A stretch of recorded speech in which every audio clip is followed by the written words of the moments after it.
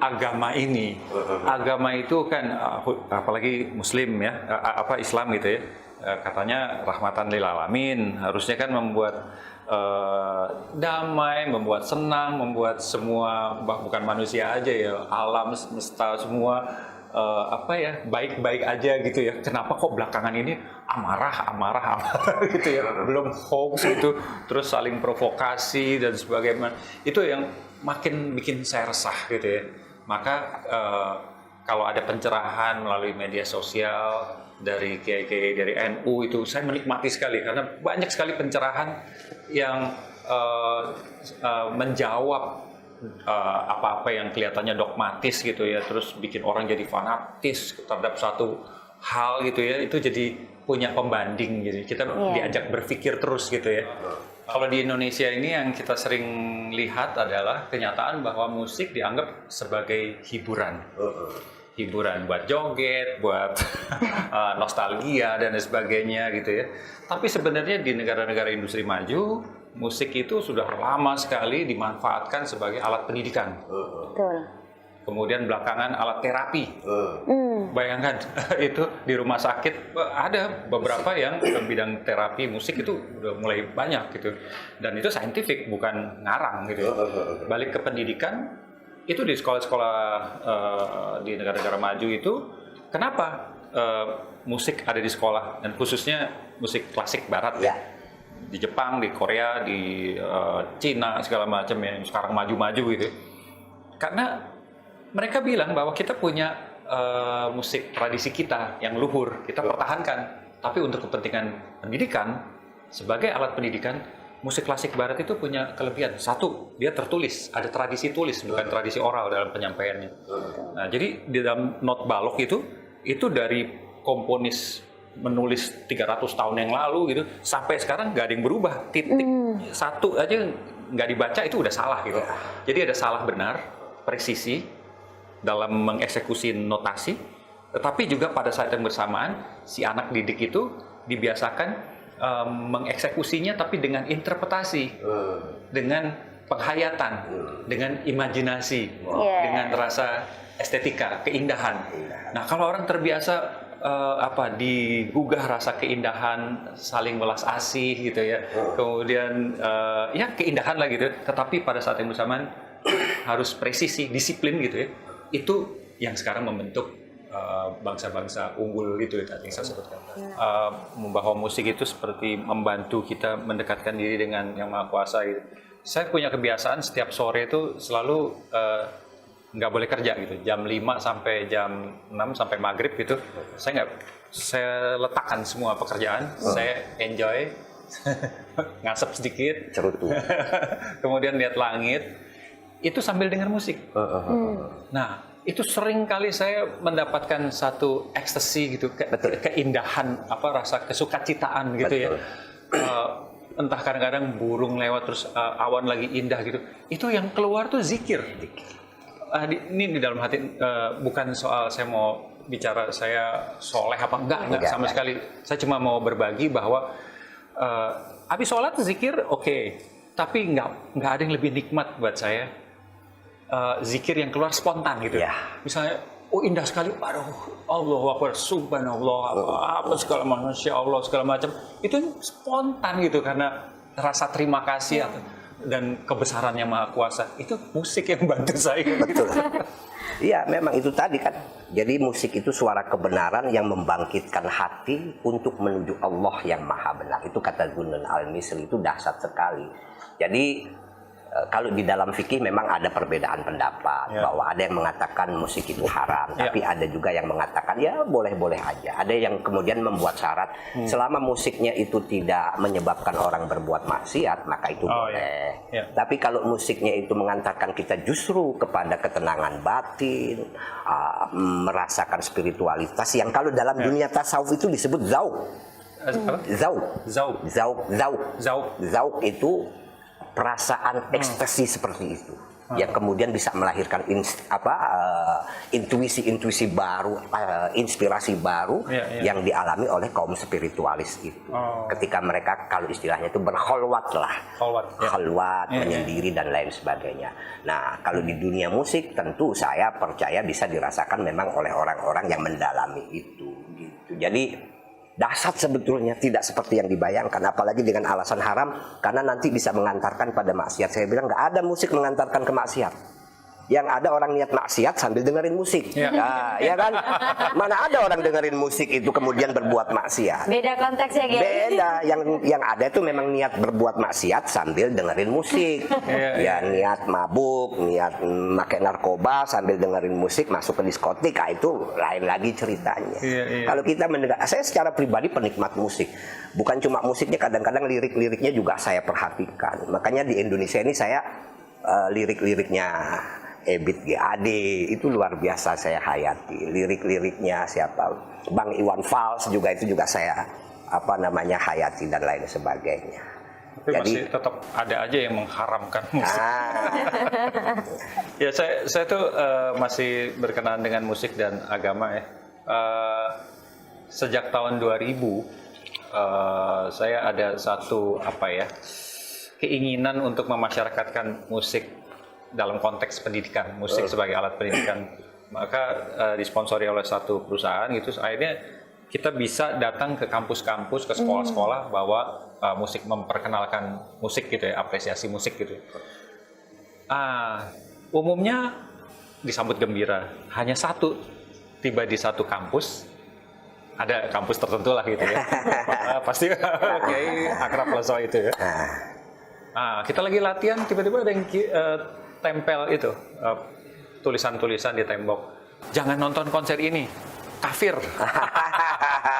Saya pertama kalinya itu tahun 2000, jadi 21 tahun yang lalu. Saya kaget, shock gitu, kok bisa ya kita memberikan sumbangsih gitu ya, yang mana saya istilahnya kalau soal pendapatan uang sih boleh bilang nggak ada apa-apanya dibanding effort kita gitu ya, memberikan untuk tunas muda gitu supaya ada apresiasi musik gitu. Tiba-tiba ini kafir, jangan nonton gitu. Untungnya pada saat konser penuh, sambutan tinggi. Tapi buat saya membekas itu. Oh, ternyata ada ya. Iya. Nah, ini yang saya pengen Ustadz Pak Kiai elaborate. Kenapa bisa seperti itu ya? Iya. Baik, memang begini. Secara umum ini kan resiko berdemokrasi ya. Jadi pasca reformasi kita ini menjadi negara yang sangat demokratis, orang boleh ngomong apapun. Maka saya sering bilang salah satu yang menyebalkan dari demokrasi itu kadang-kadang kita terpaksa harus mendengarkan pendapat-pendapat yang dungu dan bodoh gitu. Memang ada kelompok tertentu yang mereka itu punya prinsip itu 3, yaitu takfir, tabaid dan tafsir. Jadi kalau orang salah, orang beda dari mereka kafir, orang beda dari mereka bid'ah, orang beda dari mereka fasik, mudah menyalahkan orang, mudah membid'ahkan orang, dan mudah sekali mengkafirkan orang. Jadi ada kelompok yang didoktrin seperti itu. Dan kita harus pastikan bahwa orang-orang seperti itu gurunya tidak belajar agama dengan baik dan benar. Gurunya tidak belajar agama dengan baik dan benar. Saya ini termasuk orang yang memiliki perasaan saya harus bertanggung jawab menjaga citra Islam. Karena kalau ada orang itu bilang Islam itu harus dibela, kemudian cara membelanya keliru, itu bagi saya karena dasar pemikirannya itu mungkin beda. Saya juga sering bilang Islam itu harus dibela. Harus dibela dari orang yang membuat citra Islam itu negatif. Itu harus kita kita lawan dengan argumentasi tentunya. Argumentasi yang lebih baik bahwa Islam itu tidak seperti yang mereka bayangkan, yang rigid, yang kemudian juga seolah-olah bertentangan dengan prinsip-prinsip kebudayaan, keadaban, kemanusiaan. Jadi saya menegaskan bahwa orang yang mudah mengkafirkan hal-hal tertentu yang sebetulnya itu hal biasa. Kalau beda ya beda gitu loh sebetulnya. Kalau mereka nggak mau nggak apa-apa. Tapi kalau sudah masuk mentakfirkan atau mengkafirkan orang, itu sudah pasti mereka mendapatkan ajaran agama yang keliru. Ajaran agama yang keliru. Dan lagi saya waktu itu jadi merenung ya, Kiai, bahwa kok bisa kafir? Saya coba mikir kenapa gitu ya. Oh mungkin pada saat itu kan kami membawa paduan suara. Jadi ada kor atau paduan suara gitu. Ada 40 orang gitu ya. Nah di paduan suara itu kan suara dibagi dengan teknik yang amat tinggi, dipelajari yang nggak mudah gitu untuk membuat komposisi supaya ada 4 suara yang beda-beda nyanyi bersamaan, tapi menimbulkan satu harmoni yang padu itu sulit.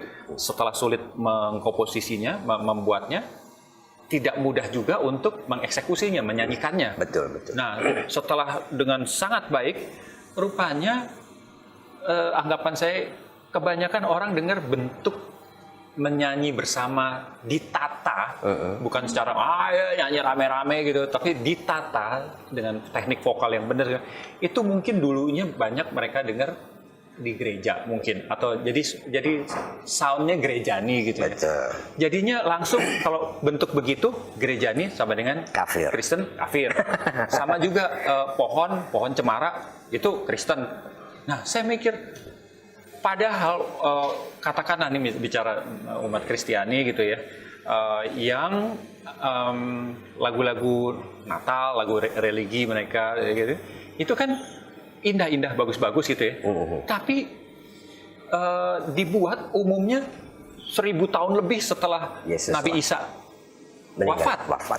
Jadi belum pernah ada diresmikan yang ini agamanya Kristen, kalau lagu ini Kristen, kalau cemara tuh pohon Kristen, nggak ada. Itu kan alat yang digunakan jadi simbol gitu ya. Gitu. Iya. Nah tapi kita seolah-olah di beberapa muslimin gitu ya, sesuatu kalau udah disentuh oleh yang dikatakan kafir itu, si barang itu jadi kafir.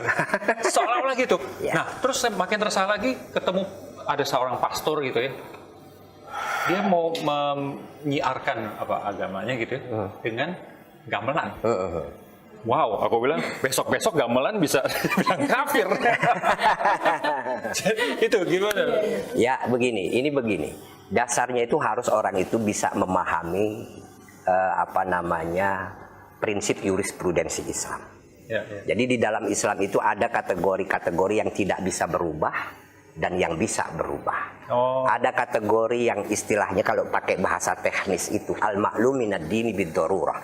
Segala sesuatu itu yang di dalam agama hukumnya sudah diketahui secara pasti dan itu tidak akan pernah berubah sampai kapanpun. Nggak bisa ditambah, nggak bisa dikurangi. Banyak nggak jumlahnya? Nggak banyak. Jumlahnya itu yang positif ya coba rukun Islam itu. Rukun Islam. Sholat, puasa, haji, zakat itu tidak akan berubah sampai kiamat gitu. Sampai kiamat sholat kita 5 waktu, subuh kita 2 rakaat, puasa kita di bulan Ramadan. Kalau mau haji ya ke Mekah, nggak mungkin haji ke Pondok Gede walaupun di situ ada Ka'bah-Ka'bahan gitu loh. Itu sudah nggak bisa berubah. Di luar itu tradisi dan lain sebagainya hasil kreativitas manusia itu masuk dalam kategori al-adat. Al-adat itu artinya tradisi, budaya. Budaya itu selama tidak melanggar aturan syariat itu boleh hukumnya. Jadi selama budaya itu tidak melanggar aturan syariat boleh hukumnya. Nah, segala sesuatu yang memang kayak musik, tradisi dalam bentuk orkestra dan lain sebagainya, itu milik umat manusia itu. Itu bukan milik agama. Nah, itu. Bukan milik agama. Jadi siapapun beragama apapun boleh menikmati, menggunakan itu. Kalau dia sebagai pendakwah, menggunakannya sebagai alat berdakwah gitu. Tinggal kita isi dengan hal kalau katakanlah harus diisi dengan hal-hal yang religi. Yang religi itu juga kan tidak harus kemudian orang dengan secara norak gitu ya, menampilkan kalimat-kalimat pujian kepada Tuhan. Religi itu kita bicara tentang alam, tentang hubungan dengan manusia. Itu juga bagian dari spiritualitas gitu loh, keindahan begitu loh. Maka saya mendengarkan lagu-lagu kayak ya katakanlah sekali lagi Ebit GAD itu nada-nadanya liriknya itu dahsyat gitu loh. Ini dahsyat. Kadang-kadang kita mendengarkan lirik yang tentang Tuhan, tentang alam, tentang hubungan manusia, tentang bencana alam dan lain sebagainya yang digambarkan melalui lirik-lirik itu. Jadi spiritualitas. Ya. Kalau dipikir-pikir sebenarnya kan kita nggak mungkin lepas dari musik ya. Mengaji aja kan ada unsur irama. Kalau tidak ada musik ini, nada. Mas Adi, kalau tidak ada musik, lebih baik dunia ini tidak diciptakan. Bayangkan kalau baca Quran gitu ya, Iya. datar, nggak ada panjang, pendek, Nggak enak. nggak ada nada turun, naik, nggak ada ditahan, Betul. segala macem. Iya kan?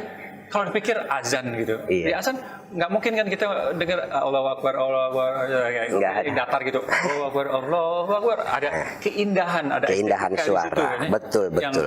luhur banget gitu ya. Betul. Nah, kemudian lebih dari itu salawat. Salawat luar itu biasa. kan kita memuji Rasulullah gitu ya, dengan keindahan, Keindahan. sehingga rasa estetika kita tersentuh, kita lebih khusyuk, kadang-kadang nangis. Betul. Kan bantuan nada juga, harmoni juga gitu. Saya secara pribadi kalau berselawat diiringi dengan musik marawis yang indah, itu getarnya luar biasa gitu. benar. Getarnya luar biasa ya. Di satu sisi saya paham makna solawat yang dibacakan ya, baik yang di Simtud Duror, yang di Burdah, Barzanji, kita karena saya pelajar santri bisa memahami itu. Oh, iya.